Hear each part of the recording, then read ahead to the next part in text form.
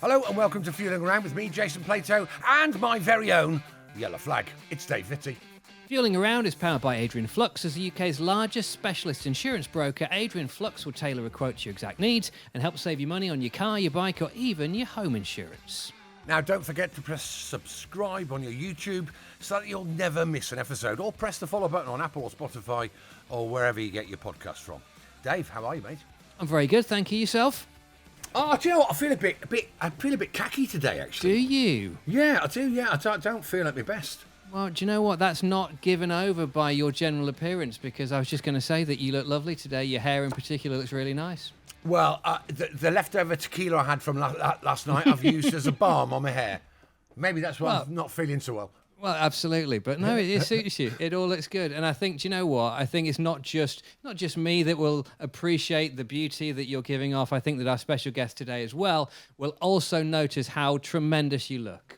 Well, let's hope so. We'll find out, won't we? So, our special guest today is a lady who is quite simply supremely rapid behind the wheel of just about anything. And I've known that firsthand because I've seen her racing in the flesh many, many a time. She's a two-time British champion with over 2 decades of racing experience under her belt, having competed in go-karts, touring cars, Formula 3, Porsches, the lot. It is, of course, my old mate, the wonderful Abbie Eaton. How are you, darling? I'm good, thanks. I was going to say I'm joined special guest Elvis. Abbie and Elvis. In no time, yeah. I have to watch him, make sure he doesn't knock the bumming trophies off. I was just watching him then, actually, because he was doing that cat thing of just... They're incredible the way that they can walk between things like that, can't they, without knocking anything over? Yeah, until they don't want to, and then they end up bashing it on the floor. But yeah, I keep my eyes on the screen and see if I hear him and see him about to bash something off. Well, the thing is, we can do it a bit like Panto, Abbie, because we can do the whole he's behind you thing, you know, and kind of like do all that all the way through. He'll be joining in front at some point, I imagine. Oh, fantastic. So it's Elvis, yeah? We've got to look out for Elvis. That's it, but yeah. We must have seen all those little kind of memes and things online with cats where there'll be a cat on like the kitchen worktop and he'll just be looking at something and then he'll just put his paw out and just kind of go, knock it off on purpose. Yeah, whilst looking directly in your eyes. Yeah. That's him. I must admit, I don't... Oh, what's the balloons? Is it your birthday? What did I do there? Yeah. I have no idea. How do I make it happen again? I don't know, but suddenly there was just all balloons came out. Are you on an Apple Mac? No, I'm on an iPhone. Yeah. Oh, you're on the iPhone. God, what did I do? I don't know. I don't know, but suddenly there was these sort of celebratory balloons came up, which I don't know. I like it. What can I say? I just bring a party with me wherever I go, obviously. It's all good. And talking of parties, so obviously you and Jason know each other from your careers on the racetrack. Where did your paths first cross? Because I'm not aware of this story. Do you know what? I think it was just in being in the same paddocks. Obviously, JP's got a fairly large reputation with him. Strong nose. Strong nose, I say. And yeah, he's such a character, and growing up watching touring cars and stuff like that, I think it's really important to have like a bit of character to you as a driver. You see a lot of people, and I think probably more kind of recently, people are not allowed to be themselves really, and people love people and people watching, and that's what I really enjoyed watching JP with the racing. That he, a bit of pantomime behind him, and I like that about him. Well, I'll tell you where I remember us most having fun is on that TV series with Vernon Kay, Drive. Oh, and Drive, yeah. Do you remember? Yeah, that was I remember it being very muddy and very cold. It was horrific, what wasn't it? But really interesting. I don't know if you ever saw that show, Dave. No, I did. I saw bits of it. I was the mentor who all the way through the series wanted to be joint anchor with Vernon. So I managed to muscle my way in a bit. But we basically just got a load of celebs, and Abbie was like a team leader. Who was your celeb? I can't remember. Professor Green. That was it. Who went on to win? He did, yeah. We managed to win it, and there's so many different characters. I mean, we had Louis Walsh, Johnny Vegas. Yeah, Johnny Vegas, and they were chucked in to the most random challenges of various kind of motorsport categories, and we were basically there to be their driver coach and kind of hold their hand through it. And it was hilarious at times, wasn't it? Absolutely the tantrums hilarious. Were great, and that was from the instructors as well, really, because we were cold and needed a brew. Yeah. But it was a massive production, eh? We had catering wagons. I mean, crew buses, motorhomes, all that sort of stuff. It was a proper thing, And of course, the best driver and coach won. without a doubt. So that's where it all stems back from. And like Abbie says, years bumping into each other in the paddock while I was behind the bike sheds having a fag. Oh, absolutely. So take us back. So in terms of the motor racing bug, then, Abbie, where does that come from for you? Is that something that was passed down through the family? Yeah, so my dad always raced ever since he was a kid. So started on like grass track bikes, moved into crazy stupid go-karts. So he'd race 250 national go-karts and stuff like that. Oh yeah, he was proper bonkers. And I just grew up around it really, taken to racetracks from, in a pushchair, grew up. They were my home. So circuits of the UK were my home and where I felt, most at ease. And from about probably the age of 8 onwards, all I was doing was pestering my dad to basically let me start, or at least have a go in a go-kart. Yeah. And I think my dad was still racing at the time, so actually he probably didn't have a lot of time to be able to allow me to do that. And then his kind of last sponsorship deal was coming to an end, and I think then at that time he thought, okay, let's go see how she gets on. And he got me a go-kart aged 10, and wow, this is my 23rd year now, so I've done it a fair while. Wowza.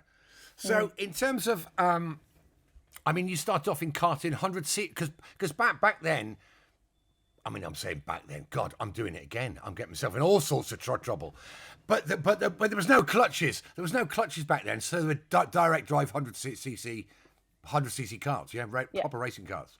Yes. Well, my first one was a Coma Cadet. So it's pretty easy, straightforward little thing. And then it was when we moved into the world of Rotax where you actually had a button to start it.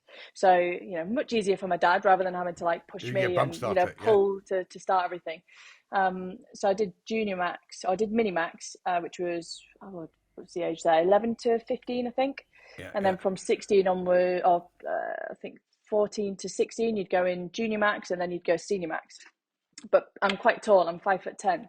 Yeah. And back when I was younger, you have basically the lighter you can be in the car where the weight limit is, the better.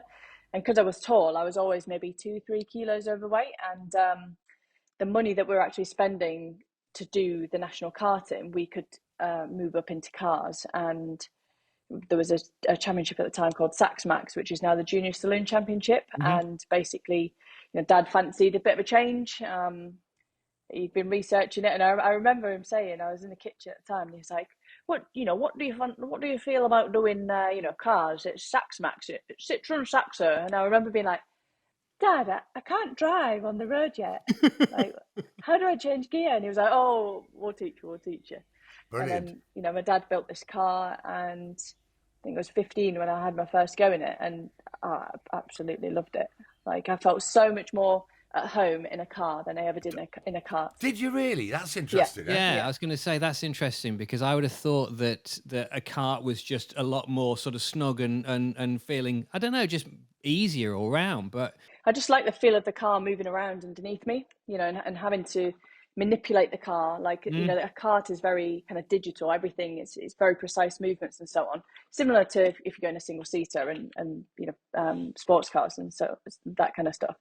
But like touring cars, saloon cars, that kind of a vibe, which is, my dad used to race in Eurocars, which was like space frame chassis with a Ford Mondeo body kit on top.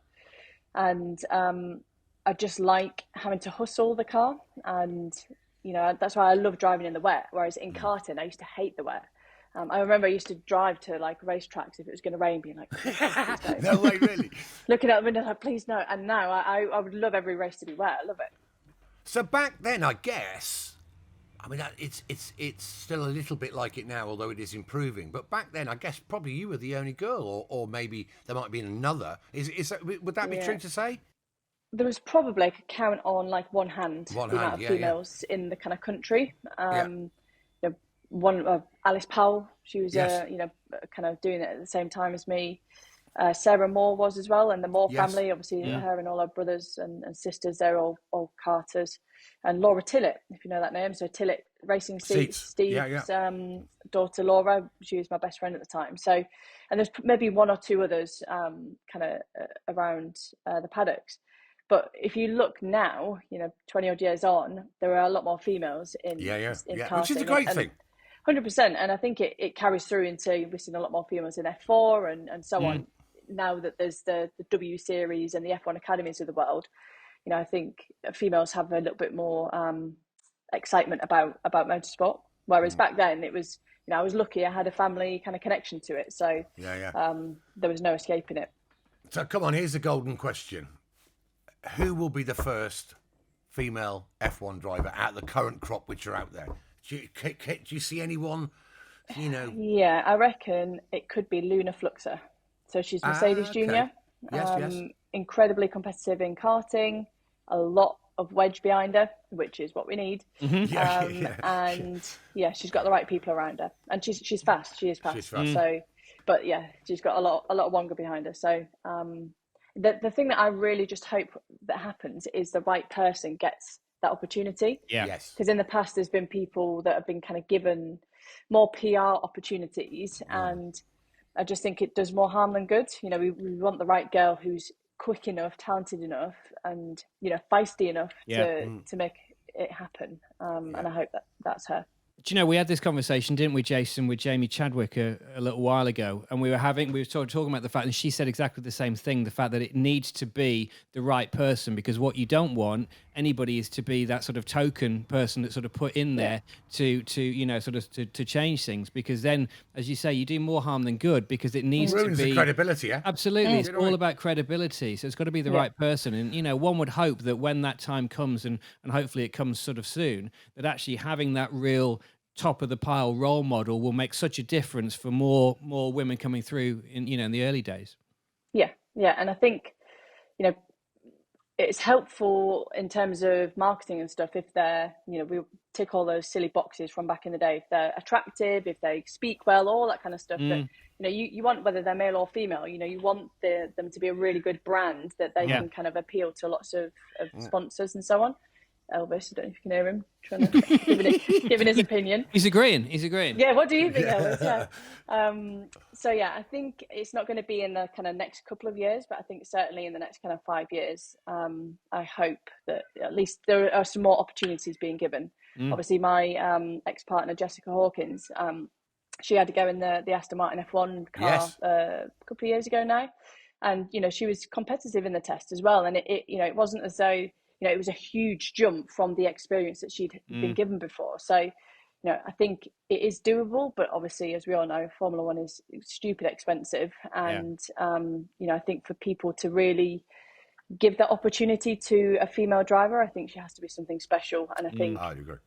She needs a lot of Wonga behind her as well. The way how motorsport generally, this is a question to both of you, I suppose, motorsport generally can be very sort of cost prohibitive to get into, just because there's so much money involved, even down to karting to an extent, and it can be beyond the realms of people. Is that a situation that's getting better or worse as we go on? Is it harder now for kids to get into motorsport, 2 decades on, Abbie, or, was it easier in your day?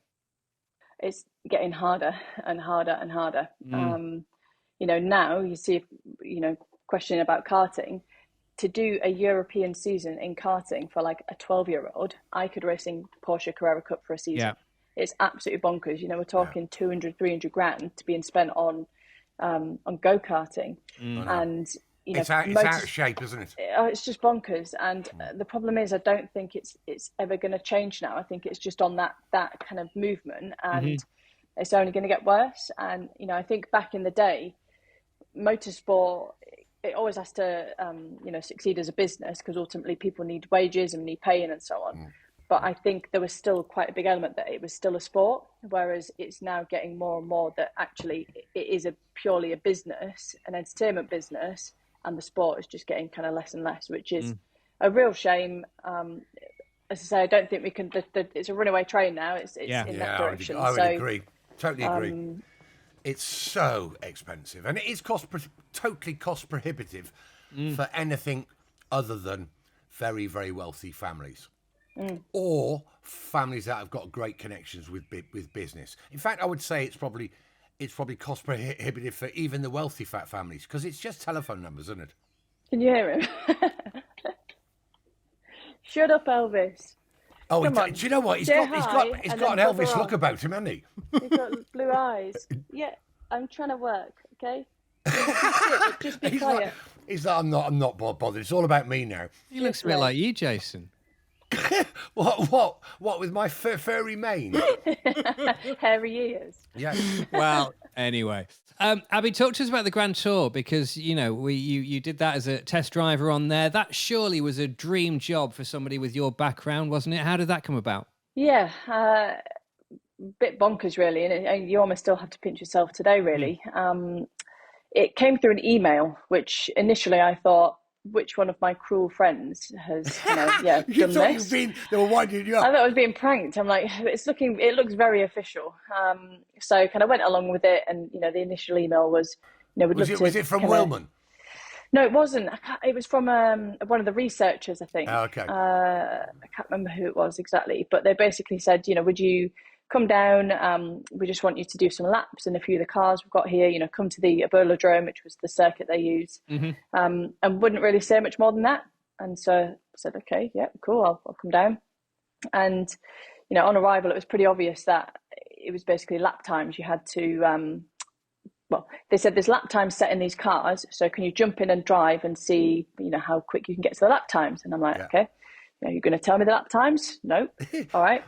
And it was in a time where I'd basically run out of funding, talking about how expensive motorsport is. So I wasn't racing at the time, and I just viewed this as an opportunity to, potentially do something more, and TV opportunities, maybe create then racing opportunities, and ultimately, add a bit of value to the Abbie Eaton brand. And also, it's bloody cool to do something like that. So yeah, turned up, again, kind of felt, I'm just going to do quali laps. If I'm in the trees, I'm in the trees, but this is an opportunity I've got to kind of take with both hands. And thankfully, I was pretty fast, got invited to go down again. A little bit longer at the track, a bit more kind of high powered performance cars, same process. And then a couple of weeks later, got invited down to the office in London and had a meeting with Wilman. And yeah, he basically said, look, this is what we want you to do. Are you up for it?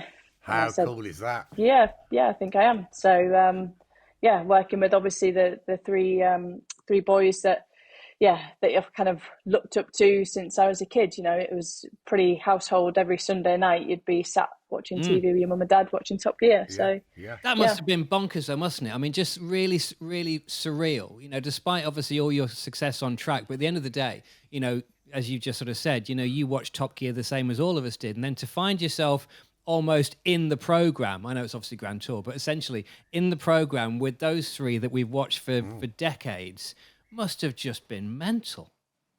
Yeah, it was just really, I felt real privileged to be given the opportunity. And actually, obviously it's a big thing for effectively giving the Stig's job to a female and a female driver that's kind of, not hidden either. And, I was thinking there was probably going to be quite a lot of positivity, but I thought there was going to be more negativity about the opportunity. And how was it? Yeah. And majority was good. Yeah. Brilliant. Yeah. I think there was 1% where it was negative. And actually I had to, well, Mum, bless her, hunted to find those comments. And actually they were very, very comical, and I prefer reading those comments to the nice ones. I'm like, come on, what have you got this time? Oh, it's the same old comments. So presumably you must have gone on some good trips. Yeah, so probably my favourite trip with them was when we went to Sweden, and we went to the ice lakes out there. Yes. And it's amazing, isn't it? Well, it's, if you ever get the opportunity to do anything ice driving related to anyone, like 100%, I'd just say you have to do it, even if it's a once in a lifetime thing, like it genuinely is. Have you done it, Dave? Have you been on never. the ice? No, never. I've seen stuff. In fact, isn't there a big concours show that's in Switzerland, I think, and they go driving on Lake Geneva or something? Oh, I don't know. That sounds good, though. Something like that. But I've seen people driving on ice, and it looks fantastic. But I mean, even for you, Abbie, that must be something that, you know, you've not been trained to do that. Presumably, that's something that you have to kind of like, you know, feel as you go along, because you told me before about driving in the wet and stuff like that on go-karts, but ice is a whole different ball game. Yeah, it's just like the wet, but slippier. You know, and it's actually really, like I say to a lot of drivers that I coach and so on, that the best thing you can do if you want to try and get comfortable with a car and get on top of the car quickly, go and do some car control. Now, ice driving is quite expensive, but you can kind of simulate something similar on a wet grip surface and skid pan, exactly. Because the quicker you can kind of get that muscle memory with what to do and how to react to a car and physics of each of the different types of cars, the quicker you'll rise up to where you need to be. And actually, when I started instructing in 2012, I think that's when my driving kind of took a bit of a jump up. And it was because sitting in the passenger seat at, you know, places like Palmer Sport and so on, the drivers that are kind of not used to doing it, they do the most random stuff, and they all put themselves in the most random of positions. And you've got to sort it out from the passenger seat. Or if you can't sort it out, you think, okay, right, that's what happens when, you know, and I learned a lot from learning from other people's mistakes. Yeah. But on the ice, the technique of being so delicate and gentle, you're almost like trying to coax the car to turn or to rotate. It's joyous, isn't it? Yeah, I describe it as dancing with the car. You're dancing with the car. Yeah. You know, it's not like 1 + 2 = 3. You know, or you have to. Everything is like how much input you put on the wheel is related to your throttle, to how quick you've gone on it, how long. It's, you know, it's a real art. And you know, I think the professional drifters and stuff like that, I think like they're so cool. Yeah. And you know, rally drivers. God, not a chance. Have you ever done rallying, JP? Not competitively. I've obviously done some filming round a proper rally stage with that lunatic noodles. But thank God I was in the driving seat, because I would have hated it otherwise. No. But I mean, that's. I mean, I personally think they're the finest drivers in the world. I think the rally drivers. Yeah, I agree. And at least on an ice lake, if you go off, you go into some snow. So it's a pretty safe place to learn in as well. Yeah, it's interesting when you describe it as being like dancing, Abbie, because it is. It's all a sort of, it's a flowing movement, isn't it? You know, when you think about, I never really thought about that before, but you know, it's not sort of stop, start, or sort of, you know, jagged kind of movements. It is a sort of continuous flow, isn't it? Which is like dancing, because you know, and as you say, the tiniest little input that you put on the car in terms of the steering or the throttle or whatever is just going to change that glide and change that overall movement.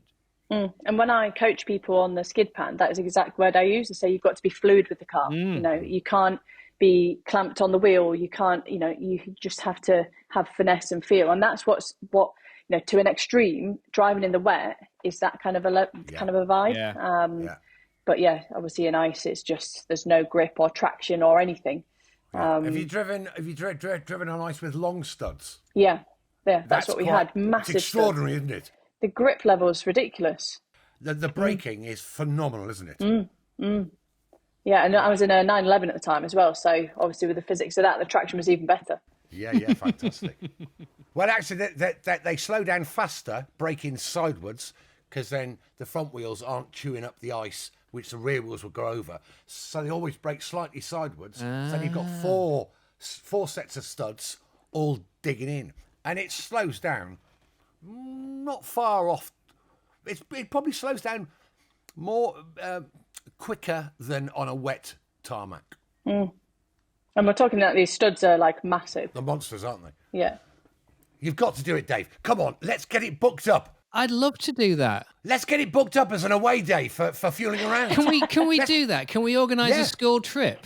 Yeah, come on. Can I supervise? Yeah, of course you can. Absolutely. You can instruct. The thing is, like Abbie, you'll be the nominated grown-up for the day, right? Because that's the way it works. That's the way it works with us on school trips, is that we're not allowed to do it unless we get it signed off by a proper grown-up, which I think in this case can be you. That's fine. Yep, I'll take that responsibility. I'm not sure too much about taking responsibility, JP, but someone's got to do it, so I'll do it. I'll be brave. Rude. True, though, isn't it? People have been Yeah, trying to totally. control you for decades, JP. Well, I do get excitable occasionally. Do you know what I mean? And ice would tip me over the edge. Abbie, so listen, this might be an impossible question, but when you look at all you've achieved in your career and then you look at the telly stuff as well, like Grand Tour, etc., what are you most proud of when you look back at where you are just now?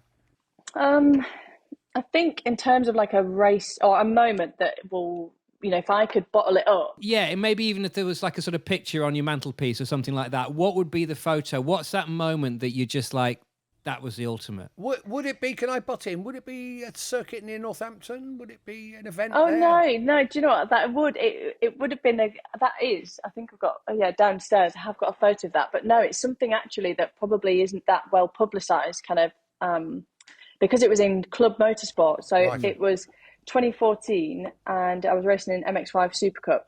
And it was the last year that I raced in the family run team. So my dad built the car, was running it and so on. Mum was making, bacon sarnies and all the important stuff. Head of catering was Mum. Absolutely, yeah. Yeah. And it came down to the very last race of the season and I was leading the championship by about 17 points.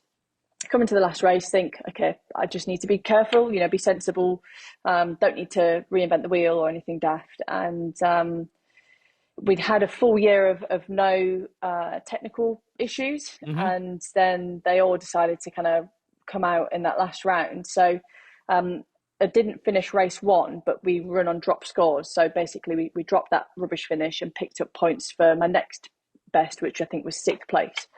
And then because I didn't finish race one, and the reason why I didn't finish race one was because my engine let go, we then overnight had to source another engine.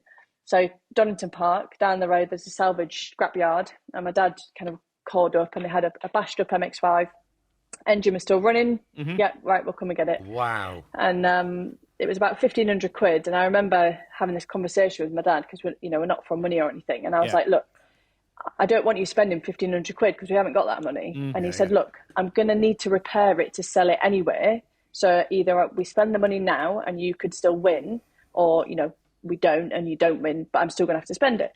So we went down, picked up this car, and they spent all night swapping the engines, and race 2 had to start from the back of the grid. And I thought, well, you know what it's like when you're chasing a championship. You're focused, no mistakes. You don't actually really enjoy it. Because you're so hunting for that win. And I just said to my dad, I was like, look, whatever happens.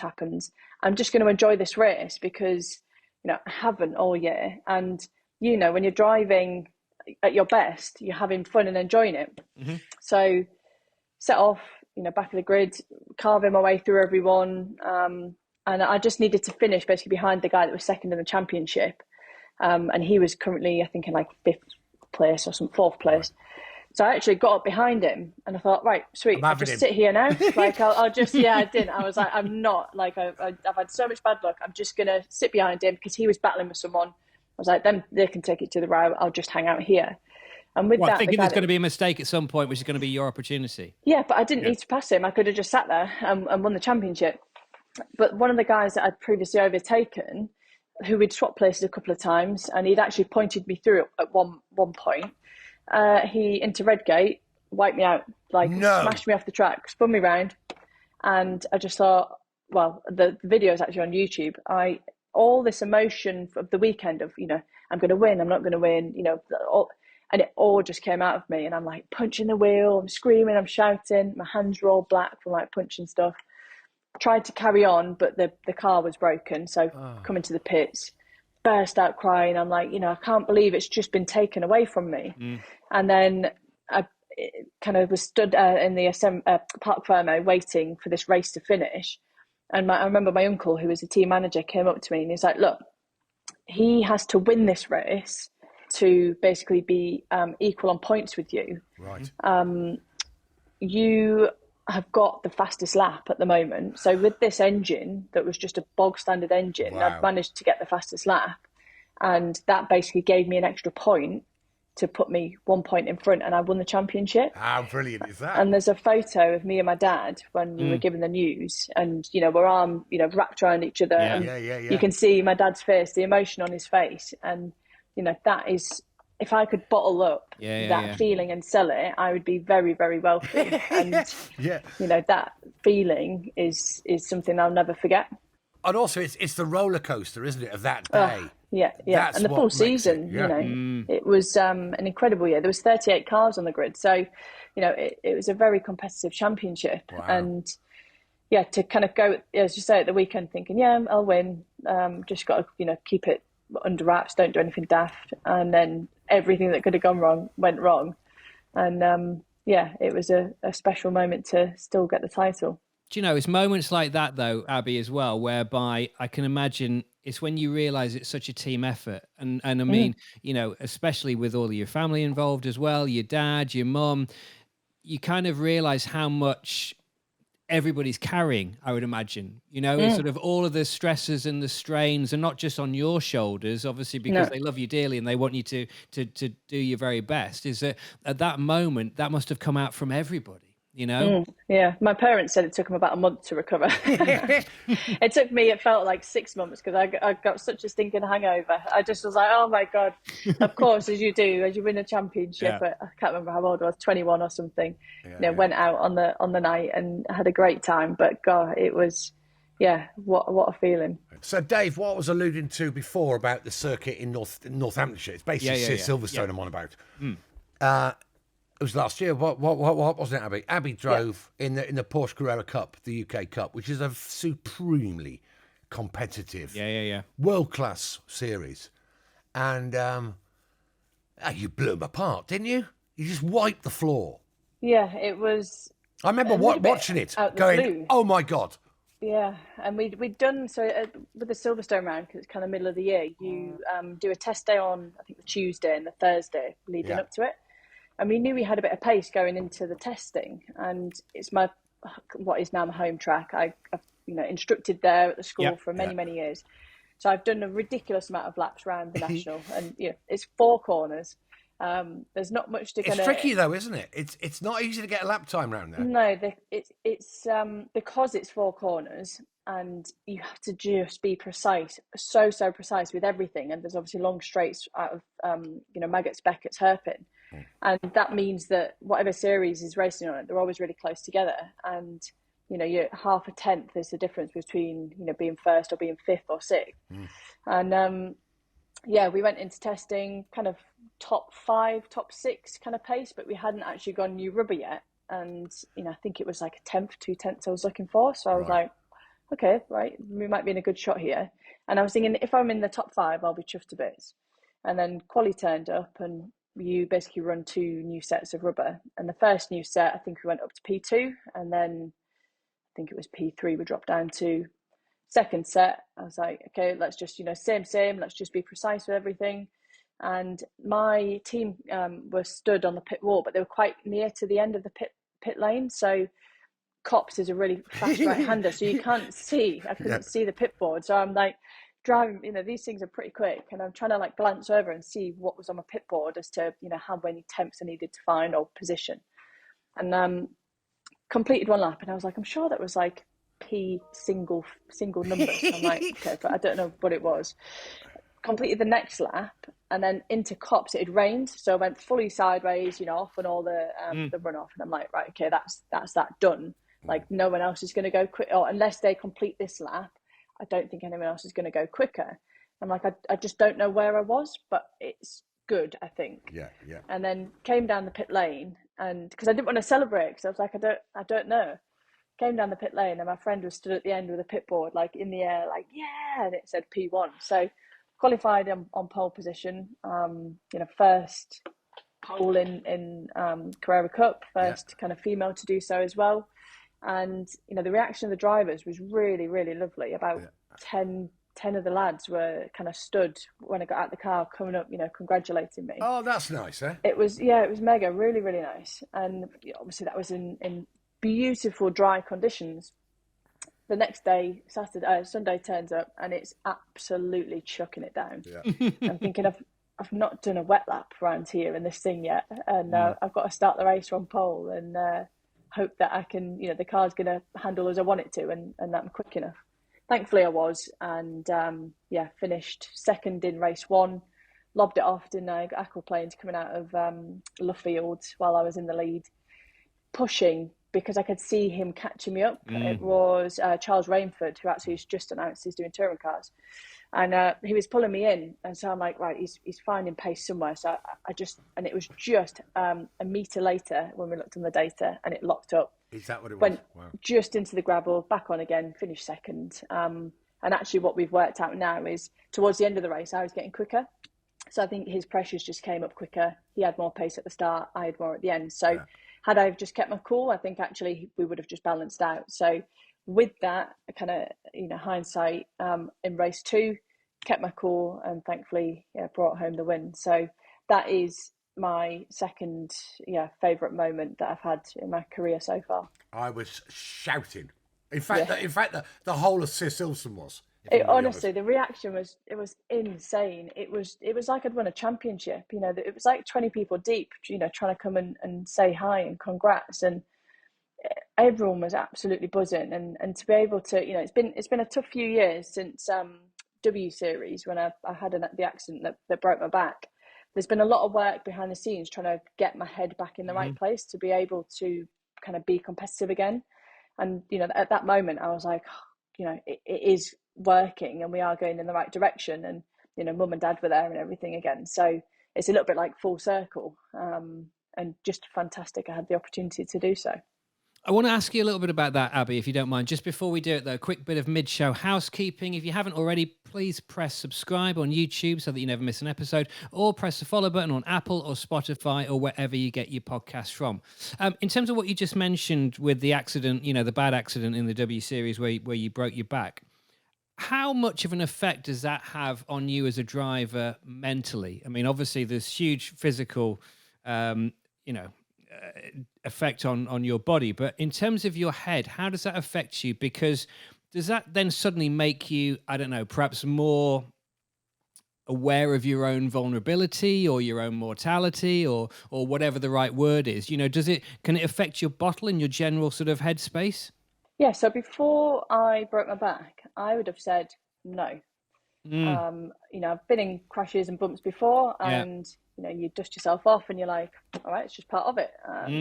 Who doesn't like watching a good crash? Like crash compilations, that's why we all sit glued to them. And I've had a few knocks before, but nothing where I've really hurt myself, broken arm and stuff in karting. But it was it wasn't even I would call a crash. I just ran over a sausage curb, which is, piece of kind of track furniture. Yeah. And it was in the States. So, everyone in the States loves to do things bigger and better than anywhere else. So these curbs were absolutely ginormous. And with the single seater, you're obviously strapped to this carbon tub. So all the kind of shock of it just went straight up through my back. And that's where I kind of fractured it. And, I remember it jumped me off one and landed me on another, and it was that broke my back. Then it fired me in the air. And I remember looking up at the sky thinking, I've definitely just broken my back. I heard it and I just knew.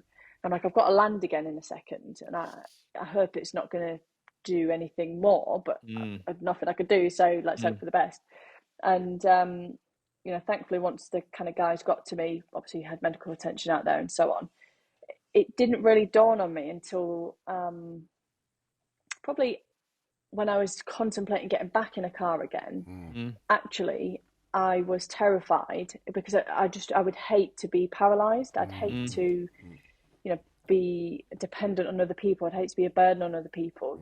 Such an active person and an outgoing person, that would just be my idea of a nightmare, I think. And I remember my kind of neurosurgeon, and I was having some seeing a sports psychologist at the time, and I was like, I'm just worried I'm not doing the right thing by getting back in a car. Obviously I'd had 4 months in a back and neck brace and all physio and rehab and stuff like that. I was like, am I being stupid? If I have a bump again, am I going to be paralysed? Like, what's the situation here? And, she said that basically you've got like two parts of your brain. You've got your survival part of your brain, and you've got your autonomous part of your brain. Your autonomous part of your brain, when you're driving at your very best, that's in charge. Your survival part is just at the back, and she said currently it's the wrong way round. You need to address the balance. Yeah, your survival part of your brain is in charge, and so you're looking at risks that you wouldn't even have contemplated before.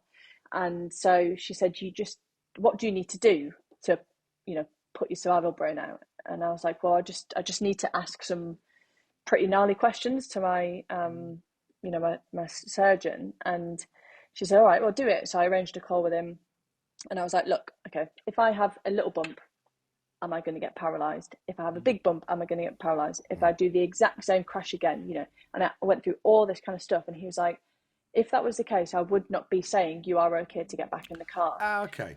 He said, if you were to have the exact same crash again, the likelihood is, if it was to happen again, it would be in somewhere else in your back. He said that part that you've broken is now stronger than any other part of your back. Right. Okay. And he said, you're no more likely now to be more injured as you were before you broke your back. And so that's kind of what I needed to allow me to get in a car. And was that like a switch? It kind of switched the brain around? It made me be comfortable enough to get in a car again. Right. And I thought, okay, sweet, let's crack on. And then as soon as I got in a car, I was not taking the risk. I was assessing everything. I was thinking, if I run wide here and I'm running over a curb, because again, I was back in a F3 car, is this going to basically, the shockwave through the car, is that going to hurt my back again? And don't even think about it, Elvis. He was about to rub on the phone.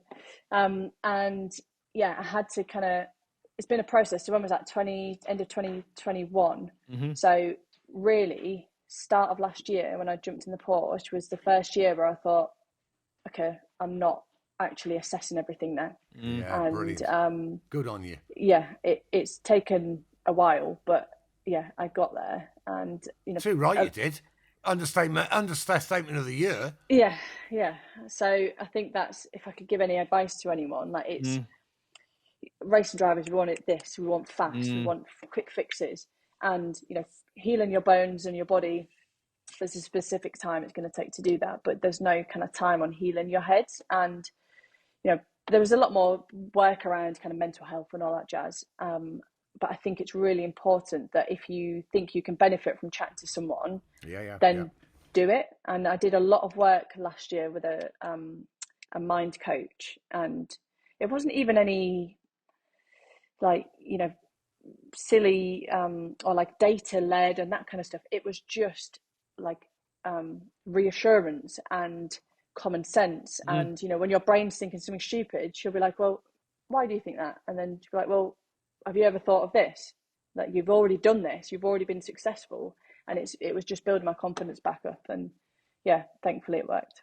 Have you ever had that same thing, Jason, in terms of, where your own natural element of fear has maybe got the percentage have been wrong? Honestly, no. But I did probably the only time actually, no, that's not strictly true. When I'm driving, doing tele-driving, I take much less risks now than I ever did. And that was probably 8 years ago. That something switched. And I think it might have been, I had a big shunt at Brands Hatch, a start line shunt, and I hit the concrete wall, but not the flat bit of the concrete wall. There's one where there's a little exit road, and I basically ploughed in there. And I really hurt my back, but my coccyx, and it was really sore, and I underestimated by a factor of 10 what it was going to be like, as I'm approached the wall, because we've all hit walls before, haven't we, Abbie? And this was a different whack, and I then started to be very twitchy in the car with Tiff, with Tiff Niddell, and I just generally took less risks for tele-driving. But on the racetrack, no, it didn't really make any difference. It didn't. I don't believe it made any difference. But it's funny though, it's until you experience it, and like the same when that first question you asked, I would have like we were involved in a massive shunt in W Series at Spa. 6 cars were written off. It was huge. It was like an airplane crash. And if there was another car sat there next to my car, I'd have hopped out, jumped in there, not thought about it. Yeah. But I think it's the element of, because I hurt myself, yeah, the pain was ridiculous, and it was what could have been.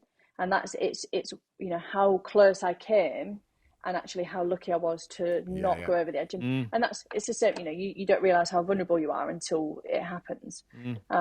So that's where, I think a lot of the work has come from. And I think that's where people need to be kind to themselves and give themselves the time to build back up. Which actually is probably in the world of junior motorsport is the hardest thing ever, because you haven't got time. You've got to make every year count, and you've got to keep this snowball going, you know, this trajectory. But yeah, you're right. You do need it. Sometimes you do need to just take stock and think, right, okay. But I think it's having the support. Yeah, because it's you'll be really hard on yourself, and actually this person will be like, are you kidding me? Like, you've seen what you've done, and it's that. And if they can like accelerate that like realization in your head, and they can do it within, you know, even your off season or something like that, then that is worth its weight in gold, really. But it's, you know, these people that kind of are like gold dust. They're very difficult to find one that you'll gel with. But yeah, the good ones are obviously always quite busy as well. But the other thing on the mental side, you know, we're talking about maybe fear, for want of a better word, as being something which is maybe like a negative and might actually affect negatively your driving ability and what you do. But I suppose the other side of it is you can look at it as experience. And in that respect, especially, you know, Abbie, in terms of what you do in terms of instructing, and I know, Jason, you've done plenty of instructing before, these are things that presumably you can't teach young drivers to an extent, because you can't teach experience. You know, you can't teach what that feels like to get that close to the edge or to make that kind of mistake, because you must almost have to do it to know what it feels like, to therefore prevent you from doing it again.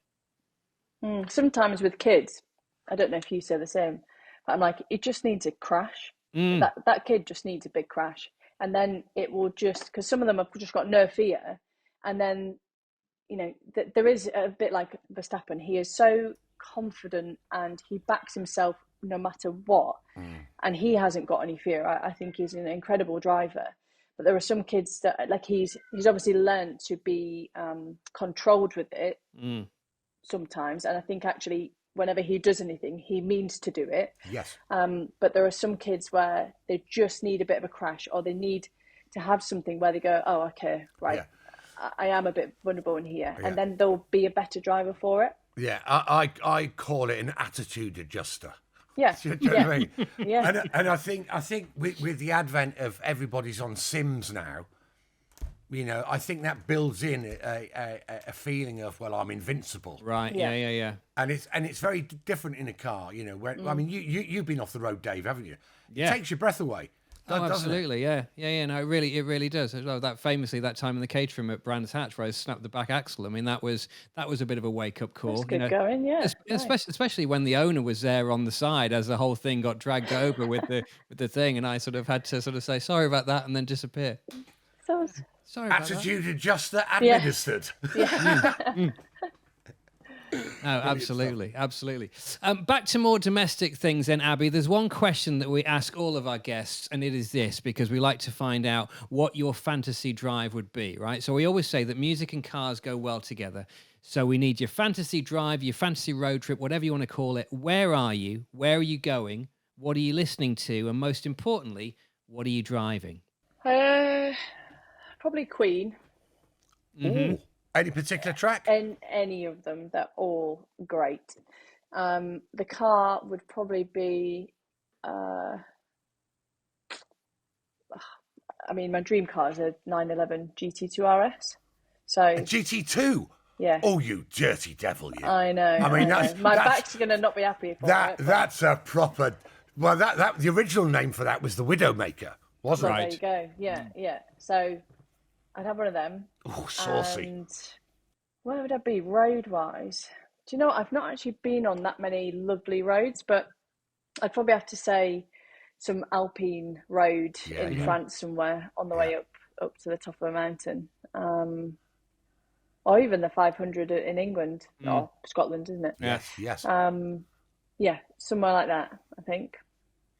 It's a grand choice. I mean, I drove that car recently.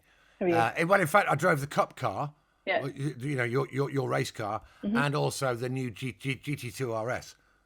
Breathtaking. Absolutely breathtaking. Yeah. And the new GT3, it is. I mean, so many cars now, they have no business being that fast for the road. No, I know. I was in the Turbo S GTS, the new Taycan. Yes. It's 1,108 PS. Yeah. 4-wheel drive. It is absolutely ridiculous. Yeah. And like the technology in like this GT3, you can adjust suspension and torque vectoring and all. And I'm sat there, we're in between shoots, we were doing some filming stuff. And I was just playing around with it, and like they're like calling me on the radio, and I'm like, so I'm busy. Yeah, what an incredible piece of kit. Yeah, they are amazing, aren't they? And just to think, footballers can go and drive those cars. How dangerous is that? I know. This is the problem, because unfortunately, having the sort of bank account that will allow or afford you that kind of car doesn't make you the sort of person that is equipped to drive it, as is often the case when you see them written off in tunnels and all sorts of things by footballers. Yeah. Well, I know there's some dealerships and so on where if you buy a car from them, they send you to on a course. Do a little like course, which I quite think right. is fair enough. Yeah, but if it was me and I had no kind of experience with high powered cars, 100% I'd do something like that, because at the end of the day, you're going to get more out of the car, and you're going to try and keep it in one piece as well. So I think that should be part of the law. If it's over, say, 400 horsepower, or 500 horsepower, or 400's plenty, isn't it? Do you know what I mean? Yeah. Then you've got to do a course, an advanced driving course. Yeah. Administered by JP and Abbie Eaton. Yeah. Oh, there you go. It's only how much do you think that would be? A bit of an income here. 1,500 quid for half a day, I'm thinking.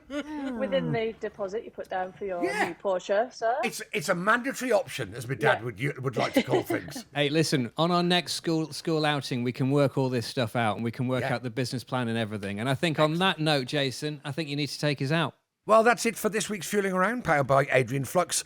As the UK's largest specialist insurance broker, Adrian Flux will tailor a quote to your exact needs and help save you money on your car, your bike, or even your home insurance. Dave, as always, big thanks to you, but a huge thanks to our special guest this week, the one and only Abbie Eaton.